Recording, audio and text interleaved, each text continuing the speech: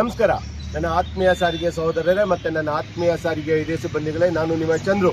ಸ್ನೇಹಿತರೆ, ನಿನ್ನೆಯಿಂದ ಏನು ಪ್ರಾರಂಭವಾದ ಪಾದಯಾತ್ರೆ ಜಾಥಾ ನಿನ್ನೆ ಯಶಸ್ವಿಯಾಗಿ ಮುಗಿಸಿ ಚಿತ್ರದುರ್ಗದಿಂದ ಸುಮಾರು 18 ಕಿಲೋಮೀಟರ್ ದೂರದಲ್ಲಿರುವ ಗುರುಜನಕೊಪ್ಪ ಶ್ರೀ ರಕ್ಷಾ ಗಣಪತಿ ದೇವಸ್ಥಾನದಲ್ಲಿ ವಾಸ್ತವ್ಯ ಹೂಡಿದ್ದು, ಇಂದು ಬೆಳಗ್ಗೆ ಸುಮಾರು 6:30 ಗಂಟೆಗೆ ನಾವು ಇಲ್ಲಿಂದ ನಮ್ಮ ಪಾದಯಾತ್ರೆ ಜಾಥೆಯನ್ನು ಮುಂದುವರಿಸ್ತಾ ಇದ್ದೀವಿ. ಮತ್ತೆ ಹೇಳ್ತಾ ಇದ್ದೀವಿ, ಇದು ಯಾರಿಗೋಸ್ಕರನೋ ಯಾರೋ ಮಾಡ್ತಾ ಇದ್ದಾರೆ ಹೋರಾಟನ. ನಾವು ನೋಡ್ಕೊಂಡೇ ಇರಬೇಕು ಅನ್ನೋ ವಿಚಾರನ ನಿಮ್ಮ ತಲೆಯಲ್ಲಿದ್ದರೆ ನಾವು ಯಾವಾಗಲೂ ನೋಡ್ಕೊಂಡೇ ಇರಬೇಕಾಗುತ್ತೆ, ಯಾವುದನ್ನು ಸಾಧಿಸೋಕ್ಕಾಗಲ್ಲ.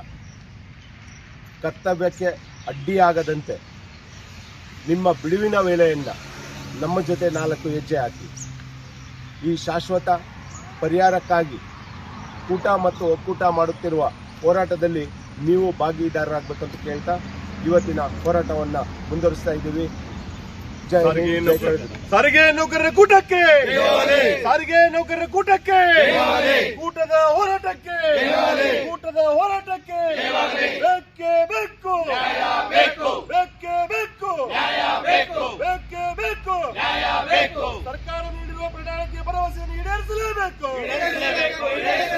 ಸರ್ಕಾರ ನೀಡಿರುವ ಪ್ರಣಾಳಿಕೆ ಭರವಸೆಯನ್ನು ಈಡೇರಿಸಲೇಬೇಕು, ಸರಿಸಮಾನ ವೇತನ ನೀಡಲೇಬೇಕು, ಸರಿಸಮಾನ ವೇತನ ನೀಡಲೇಬೇಕು,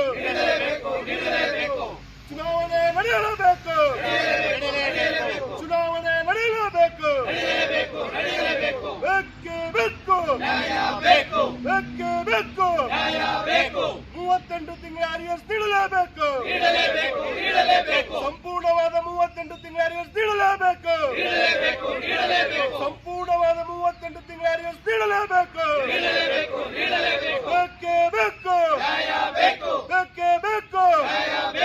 ಹೋರಾಟ ಹೋರಾಟ ಹೋರಾಟ ಹೋರಾಟ ಹೋರಾಟ ಹೋರಾಟ